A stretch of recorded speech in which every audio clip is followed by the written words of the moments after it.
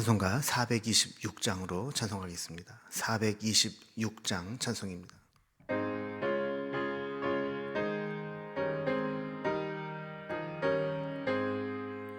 이 죄인을 완전케 하시옵고 내 맘속에 영원히 거하소서.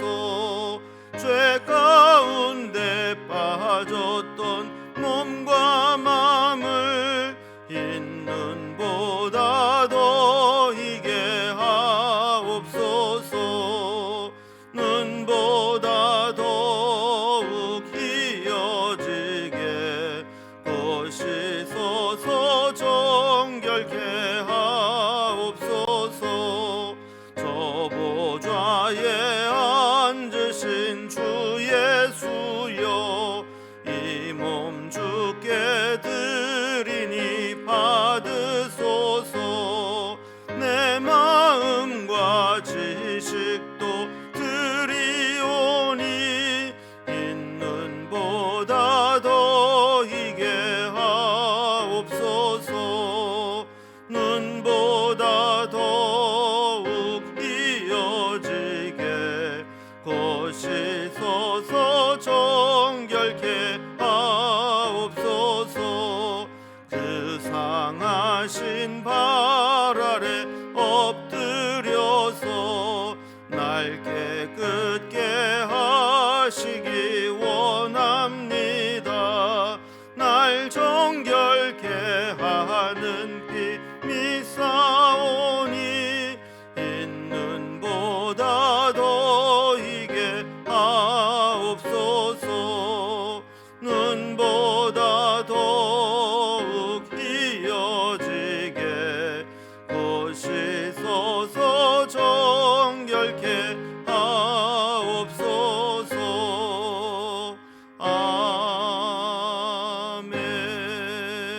아멘. 아멘. 오늘 함께 나눌 하나님 말씀은 구약성경 사사기 16장 1절에서 14절까지 말씀입니다. 사사기 16장 1절에서 14절까지 구약성경 389면입니다. 말씀을 제가 봉독하겠습니다. 삼손이 가사에 가서 거기서 한 기생을 보고 그에게로 들어갔더니 가사 사람들에게 삼손이 왔다고 알려주매 그들이 곧 그를 에워싸고 밤새도록 성문에 매복하고 밤새도록 조용히 하며 이르기를 새벽이 되거든 그를 죽이리라 하였더라. 삼손이 밤중까지 누워있다가 그 밤중에 일어나 성 문짝들과 두 문설주와 문 빗장을 빼어 가지고 그것을 모두 어깨에 메고 헤브론 앞산 꼭대기로 가니라.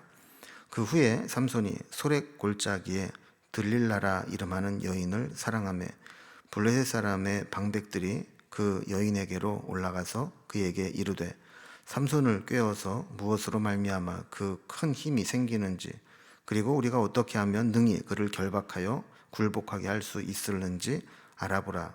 그리하면 우리가 각각 은 1,100개씩을 네게 주리라 하니 들릴라가 삼손에게 말하되 청하건대 당신의 큰 힘이 무엇으로 말미암아 생기며 어떻게 하면 능히 당신을 결박하여 굴복하게 할 수 있을는지 내게 말하라 하니 삼손이 그에게 이르되 만일 마르지 아니한 새 활줄 7으로 나를 결박하면 내가 약해져서 다른 사람과 같으리라.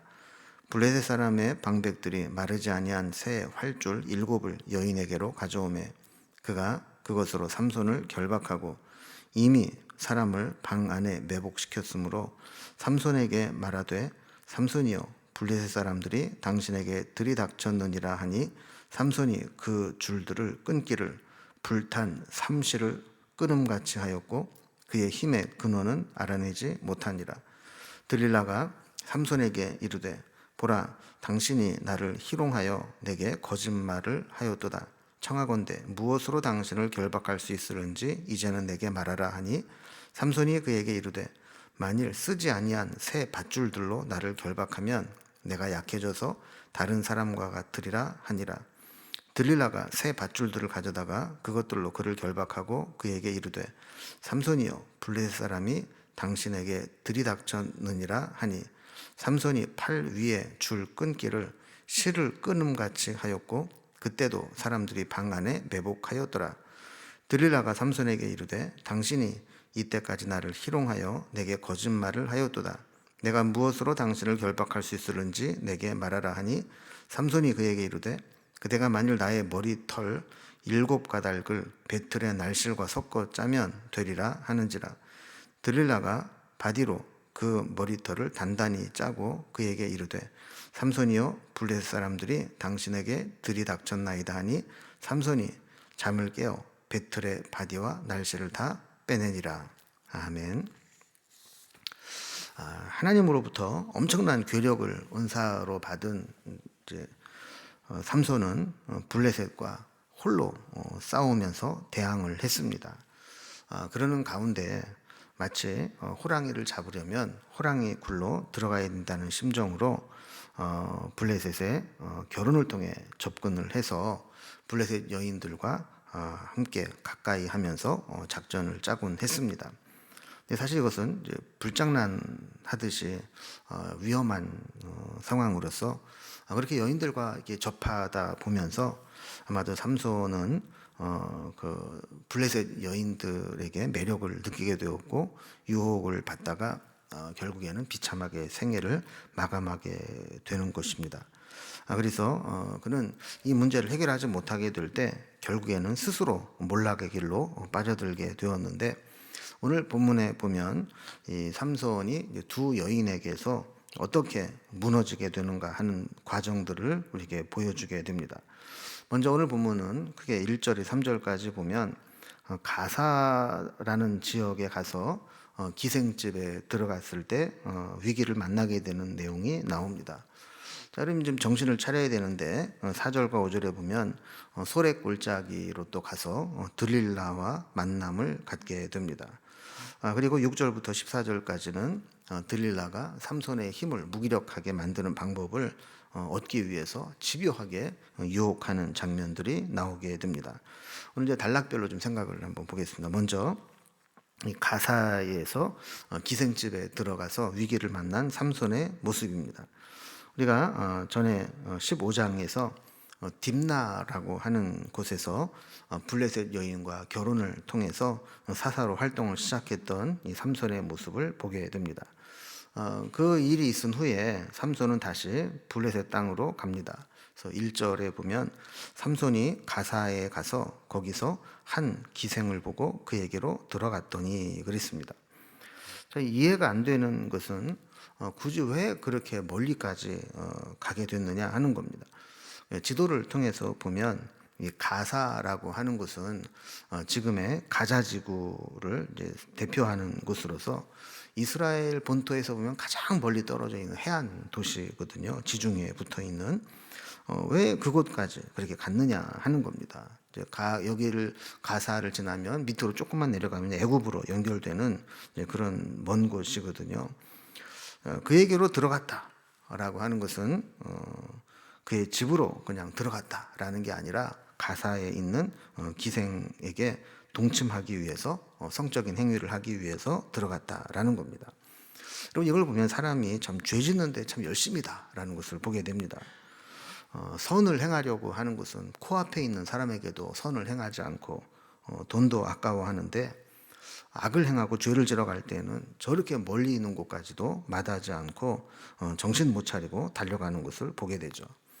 아마도 삼손은 그때까지만 해도 뭔가 좀 양심이 좀 있었는지 가능하면 아는 사람이 없는 곳으로 가능하면 멀리 자기를 모르는 곳으로 아마 달려갔던 것 같습니다. 그리고 그곳에 기생집을 찾아가서 육체의 종욕을 해결하려고 했던 것 같습니다.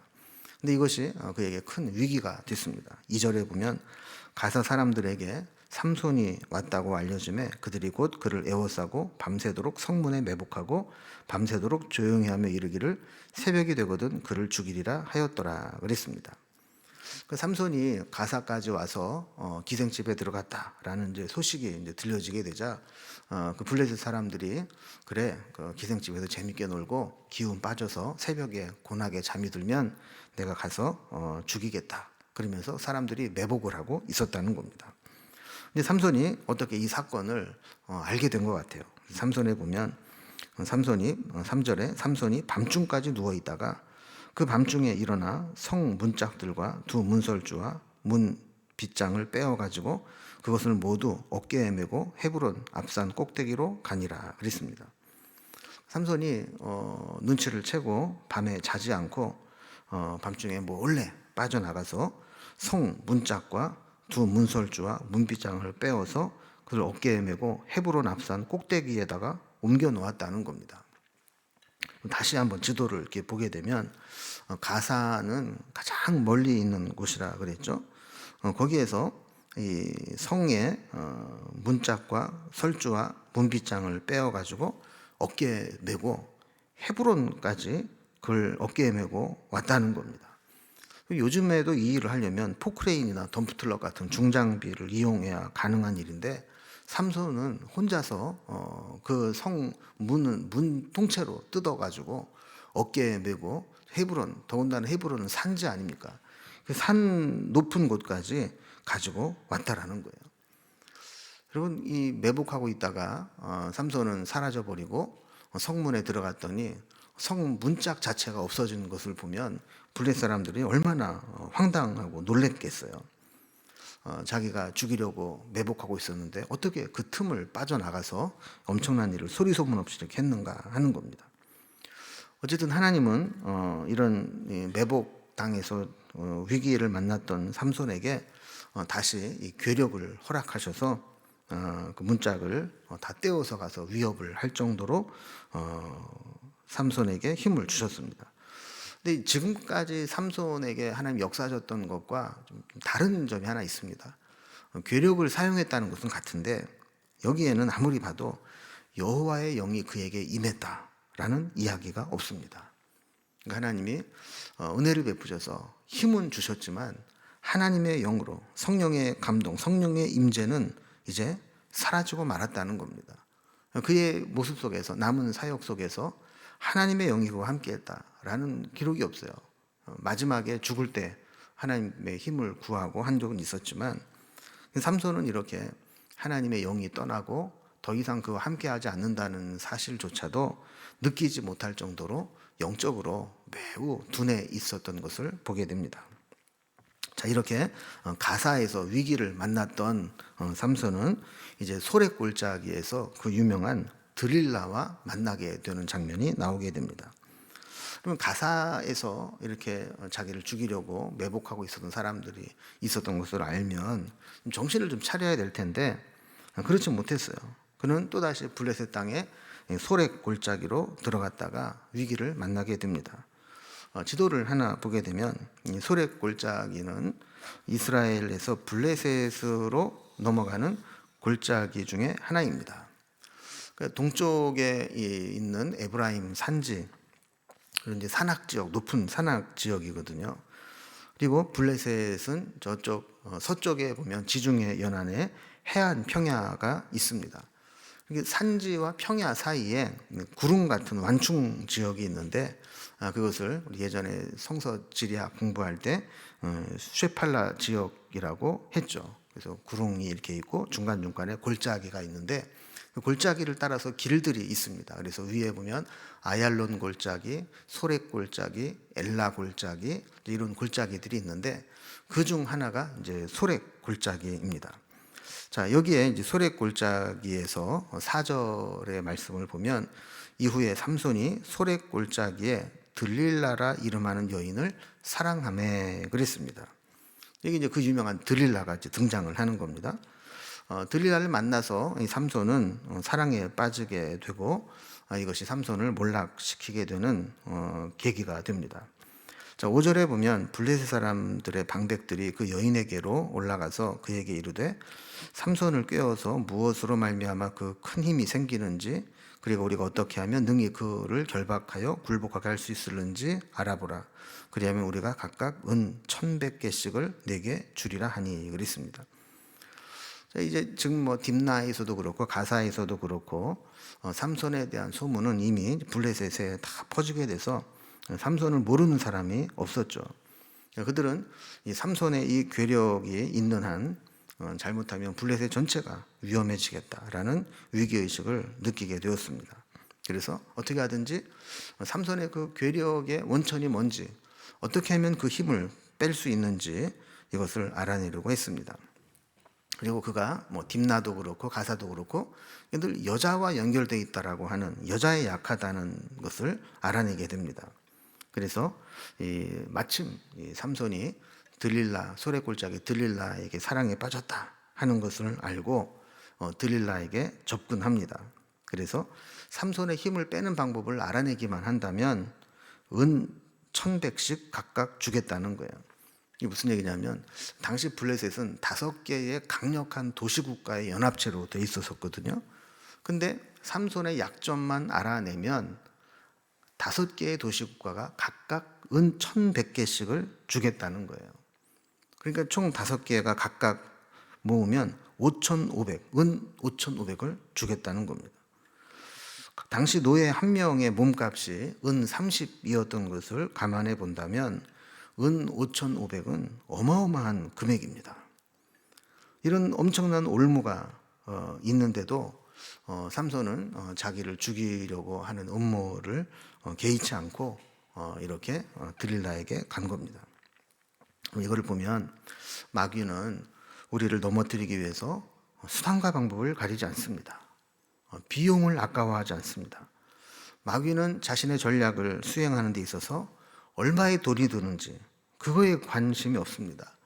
어떻게 하든지 그 사람을 무너뜨릴 수만 있다면 미인계도 쓰고 뇌물도 쓰고 사기도 치고 협박도 하고 올가미도 씌우고 또 때로는 좋은 것으로 미끼를 주면서 어떤 비용이 들더라도 어떤 방법을 쓰더라도 확실하게 투자해서 하나님의 사람은 무너뜨리겠다. 이게 마귀의 전략입니다. 여자에 약한 사람 삼손은 그런 식으로 접근을 했던 것이죠. 이렇게 맞춤식으로 그 사람을 무너뜨릴 수 있는 효과적인 방법을 찾아서 집중 공략을 하는데 들릴라에게 은 5,500개라고 하는 엄청난 뇌물을 약속하면서 삼손의 약점을 알아내게 한 겁니다. 그럼 돈이 이렇게 엄청난 돈이 평생을 세상 말로 팔자를 고칠 수 있는 로또 당첨된 것 같은 돈이 걸려 있으니 들릴라는 집요하게 삼손의 약점을 캐냅니다. 그래서 6절부터 14절까지 보면 이 들릴라의 아주 집요한 유혹이 나오게 되는데 6절을 먼저 봅니다. 6절에 보면 들릴라가 삼손에게 말하되 청하건대 당신의 큰 힘이 무엇으로 말미암아 생기며 어떻게 하면 능히 당신을 결박하여 굴복하게 할 수 있을는지 내게 말하라 하니 그랬습니다. 이제 처음에는 삼손이 아주 능청스럽게 엉뚱한 대답을 합니다. 7절에 보면 삼손이 그에게 이르되 만일 마르지 아니한 새 활줄 7으로 나를 결박하면 내가 약해져서 다른 사람과 같으리라 그랬습니다. 이러면서 아마 둘이 뭐 게임처럼 한 것 같아요. 그래서 정말 그래? 그러면 그럼 한번 해볼까? 뭐 이래가지고 한 것 같아요. 근데 이게 금방 거짓말이 들통이 납니다. 8절에 보면 블레셋 사람의 방백들이 마르지 아니한 새 활줄 7을 여인에게로 가져오매 그가 그것으로 삼손을 결박하고 그랬어요.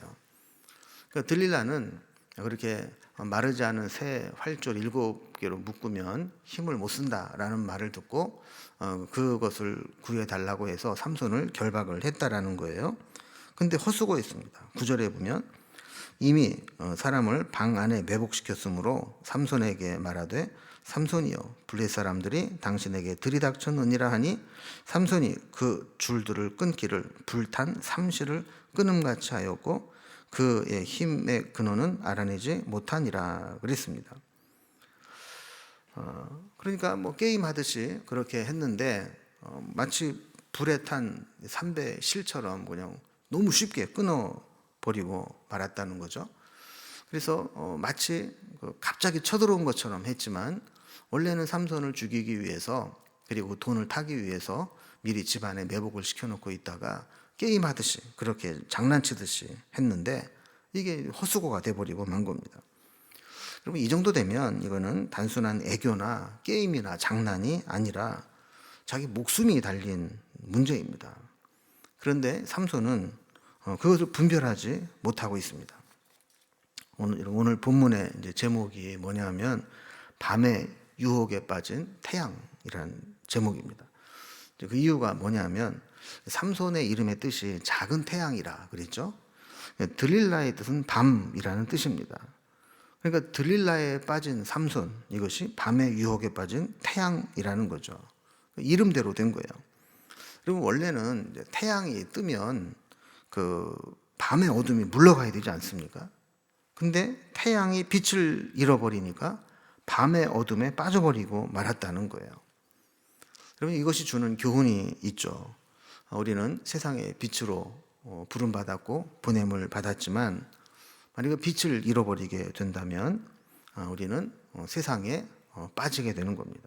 그래서 우리는 어둠을 몰아내는 빛이 될 것인가, 아니면 밤에 빠져버린 빛 잃은 태양이 될 것인가. 여러분, 이것은 우리가 우리 자신을 돌아보고 지켜야 되는 이유가 되는 겁니다. 자, 10절에 보면 이제 들릴라가 다시 도전합니다.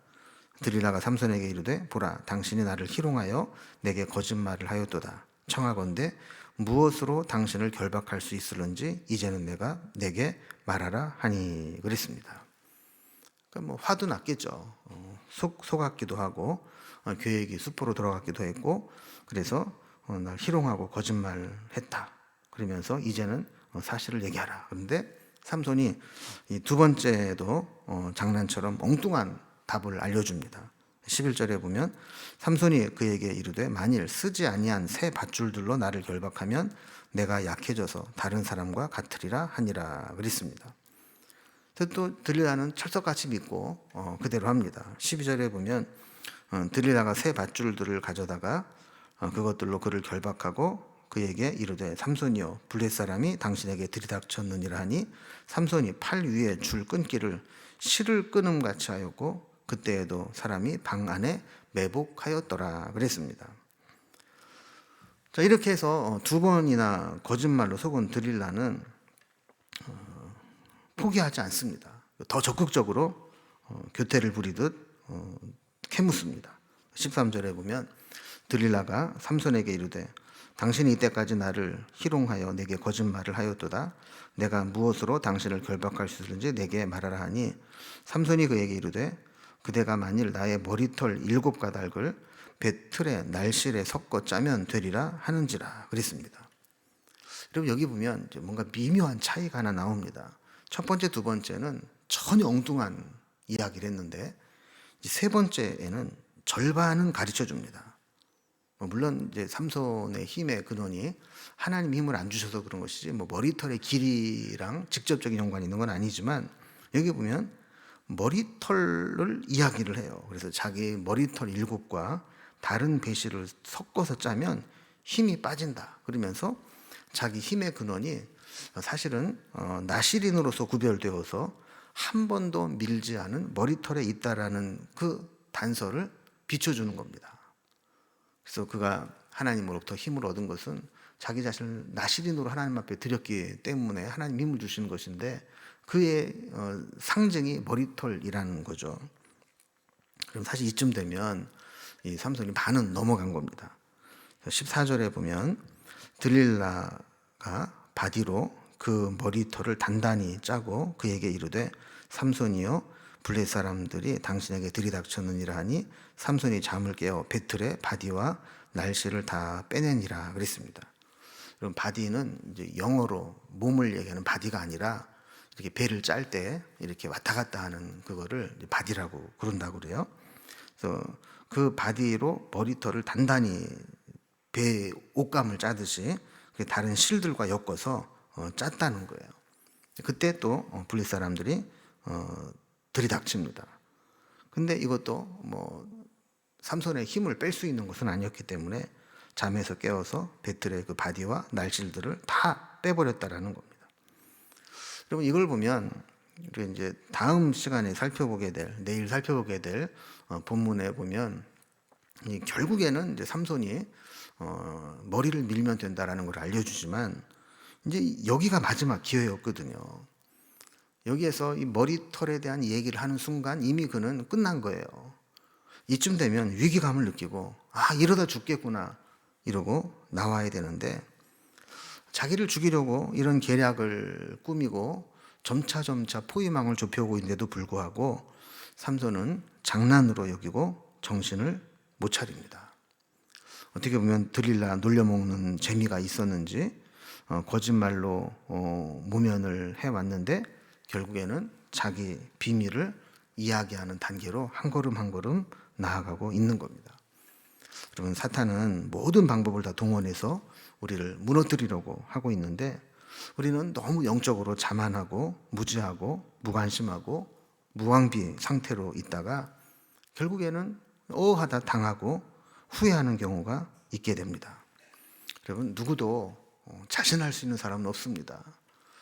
반드시 우리가 방심하면 넘어지게 돼 있습니다. 아무리 훌륭한 사람도 아차하는 순간에 무너지게 됩니다. 그래서 우리는 교만하지 않고 특히 영적인 분별력이 흐리지 않도록 늘 깨어 있어야 됩니다. 이것이 나에게 얼마나 위험한 것인지 이것을 깨워서 마귀의 괴계를 물리칠 수 있는 그런 능력이 있어야 되는 것이죠. 삼손이 이렇게 자신의 약점을 계속해서 드러내면에도 불구하고 교만하고 영적인 무지와 무감각으로 인해서 이 무너지는 모습을 보면서 우리도 늘 깨어 있어 우리 자신을 지킬 수 있는 은혜가 있기를 주님의 이름으로 기원합니다. 기도하겠습니다. 하나님 아버지, 오늘도 밤의 유혹에 빠진 태양처럼 약점을 관리하지 못하고 교만하고 영적으로 무지해서 스스로 몰락해버리는 삼손의 모습을 보게 되면서 우리에게도 이런 모습이 있지는 않은지 돌아보게 됩니다.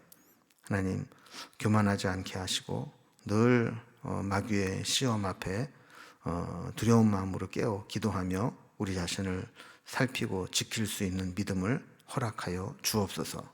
그래서 하나님이 여러 번 기회를 주시고 깨어있게 하시고 깨닫게 하실 때 분별할 수 있는 분별력과 결단할 수 있는 믿음을 주셔서 죄의 길에서 돌이키게 하시고 유혹에 넘어가지 않도록 우리를 붙들어 주시옵소서. 하나님께서 오늘도 우리의 힘과 능력이 되어 주시고 또한 하나님만으로 만족하며 세상의 다른 것에 기웃거리지 않도록 우리에게 주님 한 분만으로 만족하는 믿음을 허락하여 주옵소서. 오늘도 우리의 기도의 제목을 아시는 하나님께서 살펴주시고 구하는 것에 넘치도록 응답하여 주옵소서. 주님께 우리의 모든 삶을 부탁드리며 예수님의 이름으로 기도드리옵나이다. 아멘. 각자의 기도 제목들로 자유롭게 기도하시겠습니다.